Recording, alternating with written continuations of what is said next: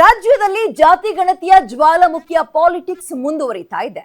ಜಾತಿ ಗಣತಿಯ ವಿರುದ್ಧ ರಣಾಕ್ರೋಶಗಳು ಮುಂದುವರಿತಾ ಇದೆ. ಪ್ರಬಲ ಸಮುದಾಯಗಳಿಂದ ಸಿದ್ದರಾಮಯ್ಯಗೆ ಹುನ್ನ ಇಡುವ ಪ್ರಯತ್ನಗಳಾಗ್ತಾ ಇದೆ.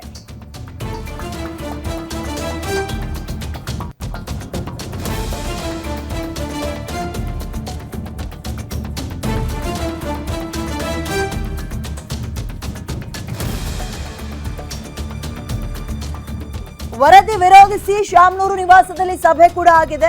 ನೋ ಈ ವರದಿ ಎಲ್ಲ ಒಪ್ಪಕ್ಕಾಗಲ್ಲ ಅಂತ ಪ್ರಬಲರ ಟೀಮ್ ಹೇಳ್ತಾ ಇದ್ದು, ಸಿದ್ದರಾಮಯ್ಯ ಅಹಿಂದ ತಂತ್ರಕ್ಕೆ ಪ್ರಬಲ ಕೌಂಟರ್ ಅಟ್ಯಾಕ್ ಕೂಡ ಮುಂದಾಗಿದ್ದಾರೆ.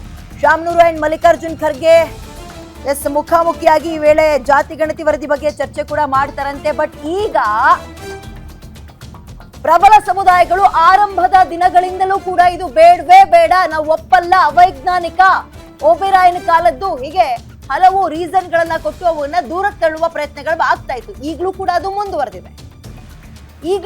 ಮುಂದುವರೆದಿದೆ.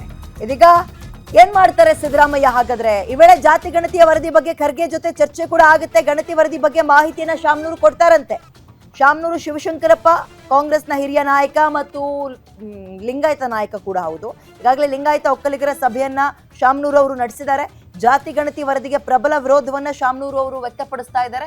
ಅಂದ್ರೆ ಪ್ರಬಲ ಸಮುದಾಯಗಳು ಲಿಂಗಾಯತ ಮತ್ತು ಒಕ್ಕಲಿಗ ಇದನ್ನ ಕ್ಯಾಬಿನೆಟ್ ನಲ್ಲಿ ಚರ್ಚೆ ಆಗೋಕ್ಕಿಂತ ಮುಂಚಿನಿಂದಲೂ ಕೂಡ ವಿರೋಧವನ್ನ ವ್ಯಕ್ತಪಡಿಸ್ಕೊಂಡು ಬರ್ತಾ ಇದ್ವು. ಕಾರಣ ಅವ್ರಗಳಿಗೆ ಈ ನಂಬರ್ಸ್ ಗಳು ಗೊತ್ತಾಗ್ಬಿಟ್ಟಿತ್ತು.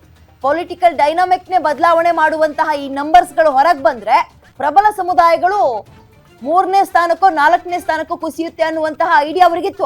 ಅದಕ್ಕೆ ಅವಾಗಿನಿಂದಲೂ ವಿರೋಧವನ್ನ ವ್ಯಕ್ತಪಡಿಸ್ಕೊಂಡು ಬರ್ತಾ ಇದ್ರು. ಬಟ್ ಈಗ ಏನಾಗುತ್ತೆ ಅನ್ನುವಂಥದ್ದು ಕುತೂಹಲ.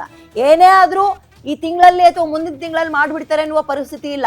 ಏನಿಲ್ಲ ಅಂದ್ರೆ ಒಂದೊಂದು ವರ್ಷ ಅಂತೂ ಬೇಕು. ಹಿಂಗೆ ಹಗ್ಗ ಜಗ್ಗಟ ನಡೀತಾ ಇರುತ್ತೆ. ಪ್ರಬಲ ಸಮುದಾಯಗಳು ಇದು ಬೇಡ ಅಂತವೆ. ಉಳಿದಂತಹ ಅಹಿಂದ ಅಂದ್ರೆ ನಂಬರ್ಸ್ ಗಳು ಅದ್ಭುತವಾಗಿ ಯಾವ ಬಂದಿದಾವೆ ಅವೆಲ್ಲವೂ ನೀವು ಮಾಡ್ಲೇಬೇಕು ಅನ್ನೋ ಒತ್ತಡವನ್ನ ತರ್ತಾ ಇದ್ದಾವೆ. ಇದರ ನಡುವೆ ಈ ಗಣತಿಯ ರಿಪೋರ್ಟ್ ಹೇಗೆ ಸಾಗುತ್ತೆ ಅನ್ನುವಂಥದ್ದು ಬಹಳ ಕುತೂಹಲವನ್ನ ಮೂಡಿಸ್ತಾ ಇದೆ. ಯಾರ ಕೈ ಮೇಲಾಗುತ್ತೆ? ಪ್ರಶ್ನೆ ಇಷ್ಟೇ.